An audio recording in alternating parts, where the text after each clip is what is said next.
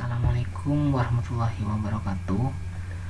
Pada video ini saya akan menjelaskan tentang proposal manajemen proyek perangkat lunak dengan judul aplikasi kalkulasi ilmiah dan studi matematika dan fisika berbasis website. Sebenarnya ini bukanlah proposal, tapi saya jadikan file presentasi saja. Saya akan jelaskan hanya bagian yang menurut saya penting.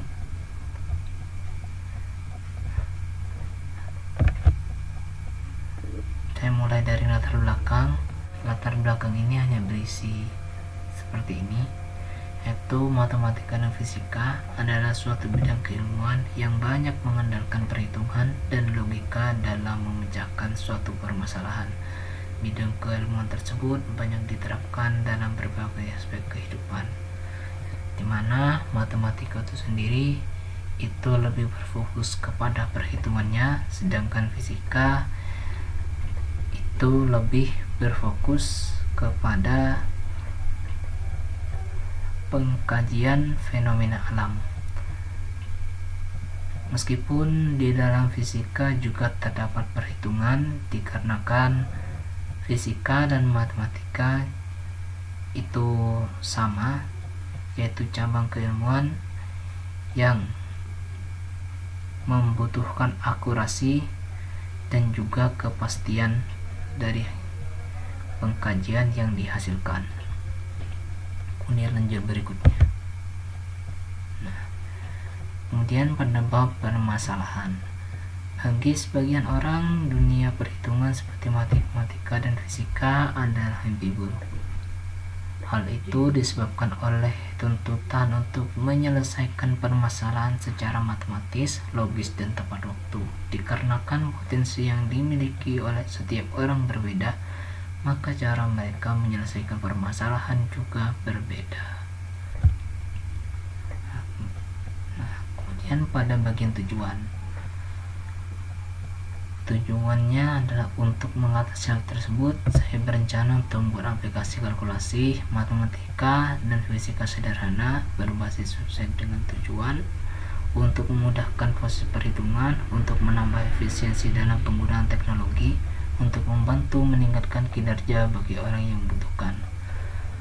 Alasan saya menggunakan website karena agar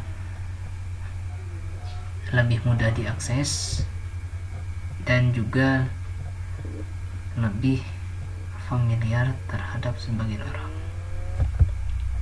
Kemudian lanjut, metodologi.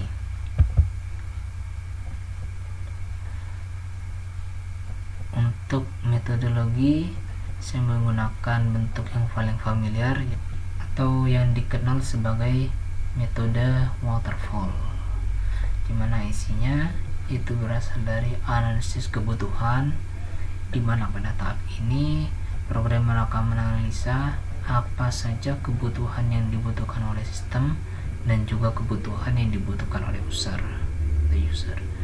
Lalu setelah analisis kebutuhan selesai, baru lanjut ke tahap desain. Pada tahap ini programmer akan mulai merancang atau berangan-angan akan jadi seperti apa aplikasi itu nanti. Ya, anggaplah ini sebagai sketsa awal. Kemudian lanjut kepada tahap implementasi, di mana pada tahap implementasi ini desain yang telah dibuat tadi itu diimplementasikan ke dalam bentuk coding atau aplikasi apapun yang dibutuhkan untuk bisa benar-benar mewujudkan desain yang telah dibuat tadi. Kemudian lanjut pada tahap testing. Nah, di tahap testing inilah aplikasi akan berjalan untuk pertama kalinya. Ini pada tahap ini itu merupakan tahap uji coba untuk menemukan apakah ada error, ada bug, atau ada yang kurang, agar aplikasi sebelum bisa digunakan oleh orang lain itu tidak menemukan kendala atau memberikan kendala pada mereka. Kemudian pada tahap pemeliharaan, pada tahap ini itu dijalankan setelah aplikasi telah berhasil, sudah untuk semua error, semua permasalahan itu sudah teratasi dan sudah digunakan oleh user. Tahap pemeliharaan ini berfungsi untuk melakukan peningkatan kepada aplikasi. Hal itu dikarenakan semakin bertambah tahun atau semakin kedepannya, pasti perangkat atau device atau apapun itu akan mengalami perubahan atau peningkatan juga, yang mana mau ataupun tidak si aplikasi ini harus bisa menyesuaikan juga terhadap perangkatnya. Inilah fungsi dari tahap pemeliharaan. Kemudian lanjut pada WebOS dalam bentuk struktur. Di sini ada 4 item, yaitu 1, 2, 3, 4. Apa saja di antaranya? Yang pertama adalah konsep.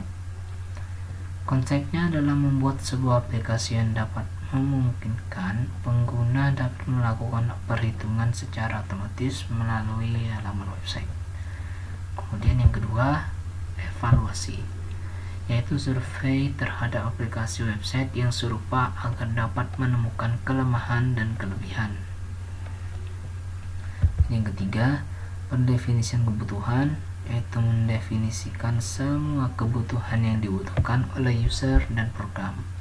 Kemudian yang keempat, fungsi spesifik. Fungsinya ialah mempermudah user untuk melakukan operasi itu secara otomatis melalui halaman website. Lanjut pada dokumentasi laporan.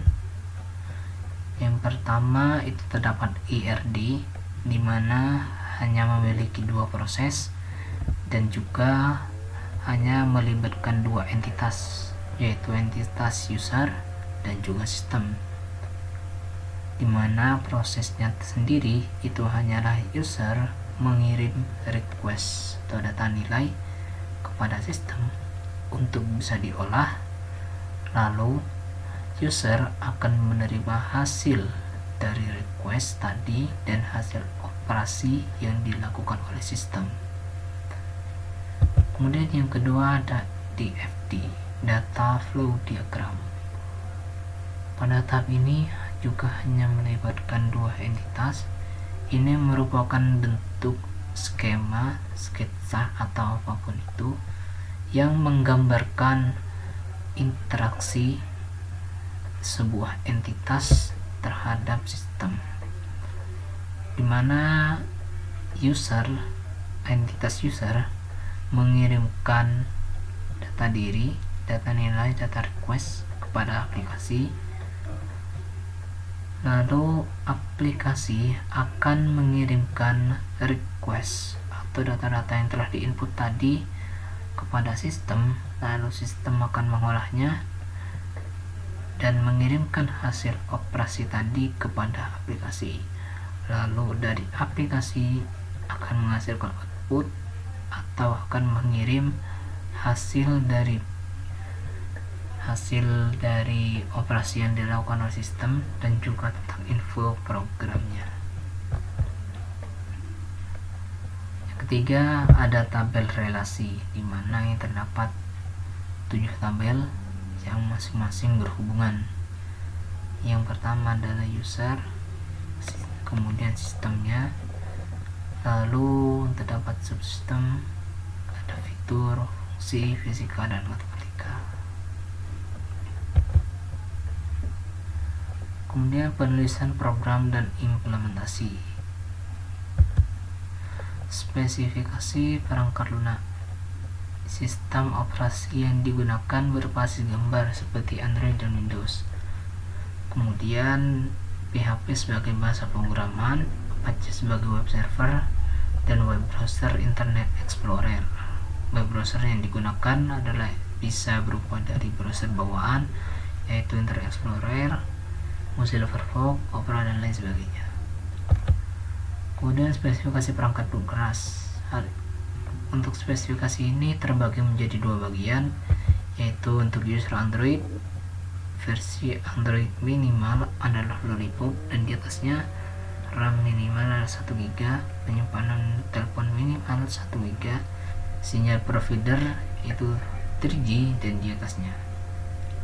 Kemudian lanjut, untuk user PC atau laptop atau komputer, itu prosesornya minimal Intel Pentium 4, lalu RAM minimal 512 MB, space hard disk minimal 80 GB, keyboard juga terdapat keyboard dan mouse, perangkat penghubung jaringan internet seperti modem, wifi dan sebagainya.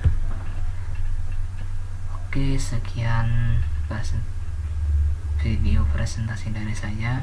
Untuk berikutnya akan saya lanjut kepada program untuk penjelasan codingnya dan juga running the programnya. Nah, baiklah, ini adalah lanjutan dari video sebelumnya, merupakan implementasi dari program yang telah dijelaskan dari proposal yang dibuat tadi. Ini adalah bentuk codingnya, dimana ini terbagi menjadi 4 pengerjaan, yaitu dari menu, frame 1, frame 2, dan project MPPL. Untuk project MPPL sendiri itu menggunakan coding frame set, dimana ini hanyalah sebuah gabungan dari frame-frame yang telah dibuat ini, dimana ini terdapat 3 frame. Di frame yang pertama bagian atas ini frame induk, dimana yang mencangkup semuanya. Lalu ini frame setnya terbagi menjadi 2, yaitu frame 1 di sebelah kiri dan frame isi atau menu di sebelah kanan. Kemudian pada frame 1, untuk frame satunya itu berupa frame kalkulator dan namanya adalah kalkulator normal.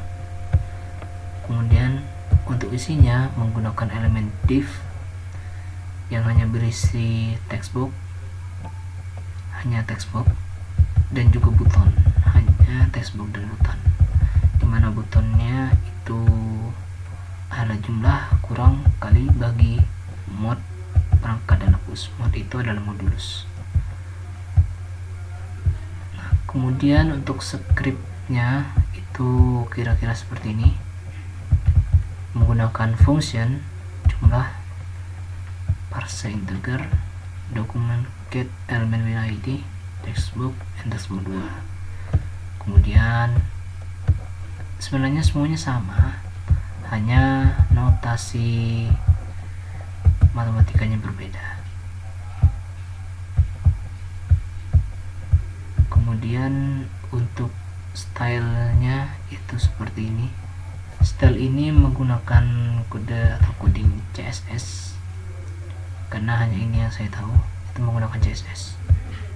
Ini masih belum menggunakan jQuery.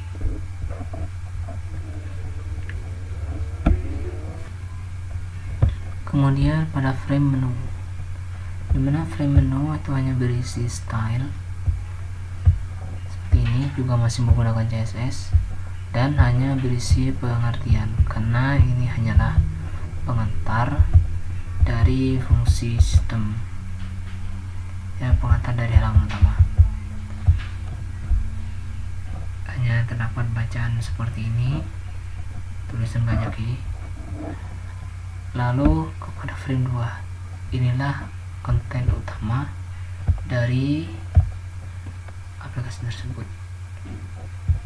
Ya, jika diperhatikan lumayan kodenya banyak sekali. Nah, disinilah saya menggunakan script jQuery, dimana ini jauh lebih memudahkan, dan juga untuk jQuery-nya kurang lebih seperti ini, karena elemen select, atau jika di dalam bahasa lainnya itu menggunakan menu drop down atau objek yang ketika diklik atau di tab itu akan memunculkan menu panjang berjejer ke bawah. Itulah menu drop down atau drop down.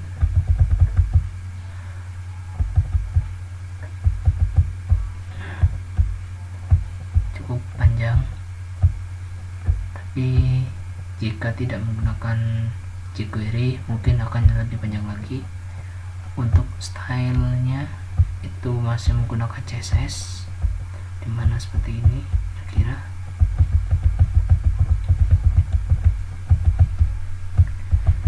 Nah, untuk body atau konten utamanya itu terdapat terdapat div, elemen div.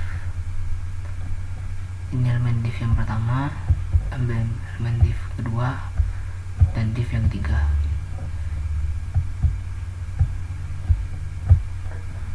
Oke.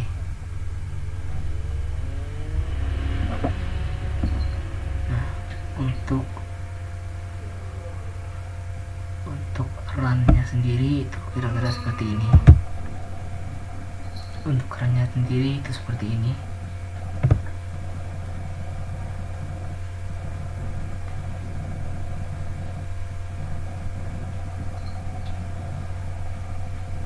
Nah, seperti ini. Ini mana kalkulator normal, dimana di sini bisa menggunakan keyboard atau bisa menggunakan keyboard untuk input angka-angkanya. Kita coba angka 2, lalu angka 5. Ini untuk fungsi tambah, kurang, kali, bagi, modulus, kemudian eksponen atau pangkat. Lalu ini untuk clear atau menghapus, reset. Nah, untuk fitur yang pertama itu hanya menggunakan 2 fitur, yaitu besaran pokok dan besaran turunan. Tapi berhubung karena waktunya tidak cukup, jadi saya bisa mengerjakan yang besaran pokok saja. Kita coba. Nah, seperti ini. Ini untuk pengukuran skala suhu, pengukuran panjang, dan pengukuran massa. Lalu kita coba angka 10. Untuk bisa menjalankannya kita harus ubah dulu. Untuk bisa menjalankannya kita harus ubah dulu awal ini, misal menjadi ini, tapi bisa kita kembalikan lagi. Nah, untuk melihat hasilnya kita bisa langsung ganti yang di bawahnya. Misalkan kita ganti ke hektometer. Nah, jadi lebih 10 km sama dengan 100 hektometer. Jika diganti lagi, itu akan nilainya terus bertambah sesuai dengan aturan, dimana setiap turun akan dikali 10, kelipatan 10, lalu setiap naik akan dibagi kelipatan 10. Nah, tapi jika nilainya sama, satuannya sama, maka nilainya akan sama. Kemudian untuk massa, mananya ini berat, kurang lebih sama seperti yang terjadi pada panjang. Kita coba angka 15 kg. Kita harus ubah dulu, baru kita ganti kembali, kita kembalikan, kemudian kita ganti dengan gram. Nah, seperti itu. Jika diganti balik, kita tetap sama. Lalu skala suhu. Nah, dimana untuk perhitungannya sendiri itu kurang lebih sama seperti ini. Untuk skalanya agar bisa dikonversi, ini adalah rumusnya. Sekarang kita coba masukkan nilai. Misal kita coba 5 atau 5, antara ini bisa Reaumur, Celsius dan lain sebagainya. Kita coba Celsius, tetap sama karena di sini adalah hasil Celsius. Ini untuk Reaumur, yang bawah untuk Fahrenheit, dan yang terakhir untuk Kelvin. Lalu kita coba pada Reaumur, hasilnya seperti ini sesuai dengan yang dirumuskan pada tabel di atas. Kita coba pada Fahrenheit, ini menghasilkan nilai Na atau nilainya tidak diketahui karena rumusnya sendiri juga tidak diketahui. Lalu kita coba ke Kelvin. Nah, untuk Na nya ada sekitar sini, itu karena Kelvin sendiri juga tidak diketahui. Nah, baiklah, kurang lebih seperti inilah fitur aplikasi untuk pertama kali rilis, dan kurang lebih itulah project MPL yang bisa saya jelaskan melalui video ini. Untuk kurang lebihnya saya mohon maaf. Akhir kata dari saya, wassalamualaikum warahmatullahi wabarakatuh.